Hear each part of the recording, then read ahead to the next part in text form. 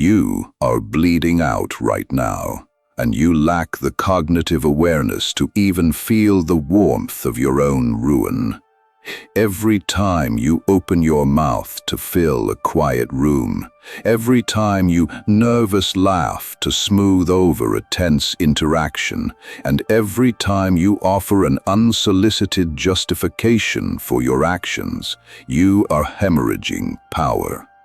You operate under the pathetic, socially conditioned delusion that conversation is a cooperative dance. It is not. It is an arena of resource extraction. When you speak simply because the silence feels heavy, you instantly broadcast your status. You are prey.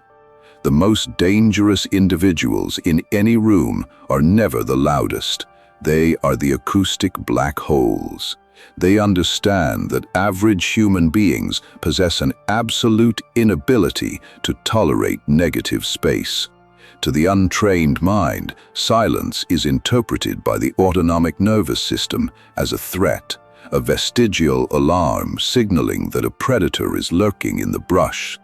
In your desperation to relieve this ancient biological panic, you vocalize, you over-explain, you surrender your most guarded secrets, handing over raw leverage to anyone cold enough to simply watch you drown in the quiet.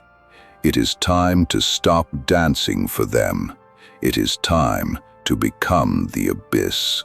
Welcome to the Acoustic Abyss Dominion. This is not the amateur tactic of playing hard to get or merely pausing before you speak. This is the deliberate, calculated orchestration of negative space communication. We are going to hijack the neurochemistry of your targets.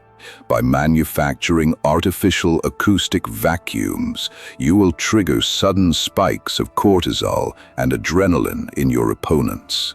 When you withdraw the auditory validation they subconsciously crave, their minds will fracture. They will project their deepest insecurities onto your blank canvas.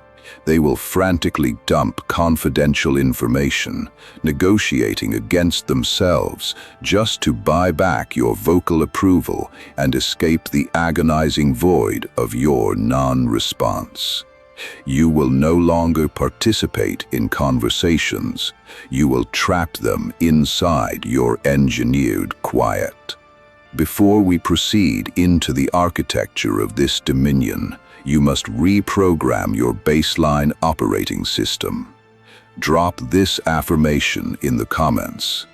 I am the architect of the abyss. My silence is the gravity that breaks them, and their panic is my ultimate leverage. The first law of tactical silence is inducing the barometric drop. The amateur believes that influence requires a silver tongue. You fall into the trap of matching your opponent's conversational tempo, treating dialogue like a game of tennis. This cooperative pacing is a slave's rhythm. Human neurology equates sudden, unprovoked silence with impending physical danger. When a conversation is abruptly halted, the brain's amygdala misfires. It registers the drop in social pressure as a threat, flooding their bloodstream with cortisol. They are no longer thinking strategically, they are reacting biologically.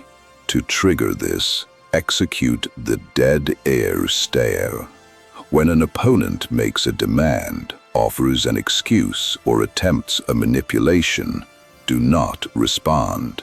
Let the sentence die in the air. Hold their gaze with dead, unblinking eyes. Count to 7 in your head. Watch as their facial micro-expressions twitch. Watch them backtrack, dilute their demand, or offer a concession before you have uttered a single syllable. But be warned, if you break the silence to rescue them from the discomfort, you absorb their weakness. You must remain as inert as stone. The second law is withholding closure. You think nodding and saying, "I understand," builds rapport, but you are merely acting as a free emotional regulator for their nervous system. The human mind fixates obsessively on uncompleted tasks. When a person speaks, they are seeking the completion of a social loop, your acknowledgement. By denying them this closure, their statement hangs incomplete in the acoustic abyss.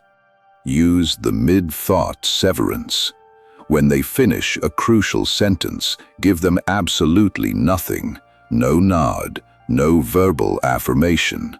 Simply look at their mouth, then up to their eyes. Their brain will interpret this lack of closure as disapproval. To close the loop, they will immediately begin to justify what they just said, unraveling their own argument and revealing the hidden flaws in their logic. The third law is the confessional vacuum.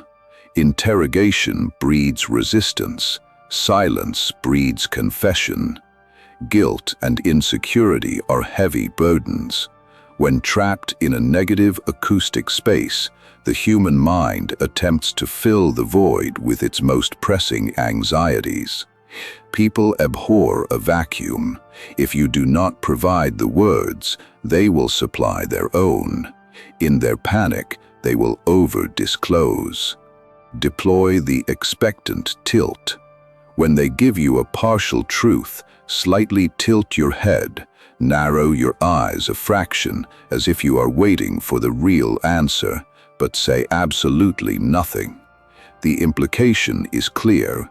I know you are holding back, and I am waiting for the rest. The pressure will mount until they verbally vomit the hidden variables. When they begin to spill the confidential information, do not lean in or show eager interest. A predator does not pant when the prey trips. Maintain cold detachment. The fourth law is acoustic asymmetry. Power is inherently asymmetrical. He who speaks the least controls the most cognitive real estate. Answering a question directly and thoroughly the moment it is asked signals that you are eagerly compliant, operating on their schedule. By delaying your responses, you warp the target's perception of time. 3 seconds of silence feels like an hour to a mind waiting for a verdict. Enforce the 4-second delay rule. Never answer a question immediately. Look at the target, inhale slowly, count to 4, and only then deliver your answer. Make your answer brutally concise. Let the massive weight of the silence contrast violently with the brevity of your words. This establishes an unmistakable hierarchy. Your words are scarce, expensive, and delivered strictly on your timeline. The final law is the sovereign walkaway. The desperate ego requires verbal confirmation of victory. You think that delivering a sharp parting insult or a clever final rebuttal solidifies your dominance. It does the exact opposite. It proves you still care about the interaction. The ultimate manifestation of power is the total, sudden absence of your presence and sound. Execute the ghost protocol. When an interaction has reached its zenith, or when an opponent attempts to trap you in an unwinnable argument, simply stop. Do not announce your departure. Stand up, collect your things in absolute methodical silence, and leave. Your sudden, permanent absence from the acoustic space will echo in their mind for years. Once you execute this, the bridge is burned. You have established maximum leverage, but you have also declared total psychological war. Never look back as you walk away. The acoustic abyss dominion requires a sociopathic level of self-control to suppress your own biological urge to connect, to soothe, and to fill the quiet. The masses are terrified of the dark. and they are terrified of the silence. They will chatter, gossip, and confess their way into total submission just to feel the illusory warmth of another human voice. By mastering the architecture of negative space, you step out of the herd and become the apex predator of the psychological realm. You are no longer reacting to the noise, you are orchestrating the void. You will watch with cold, detached amusement as your opponents frantically negotiate against themselves, handing you the keys to their ruin simply because you refused to speak. Embrace the cold, weaponize the quiet. Let them drown in the vacuum of your design.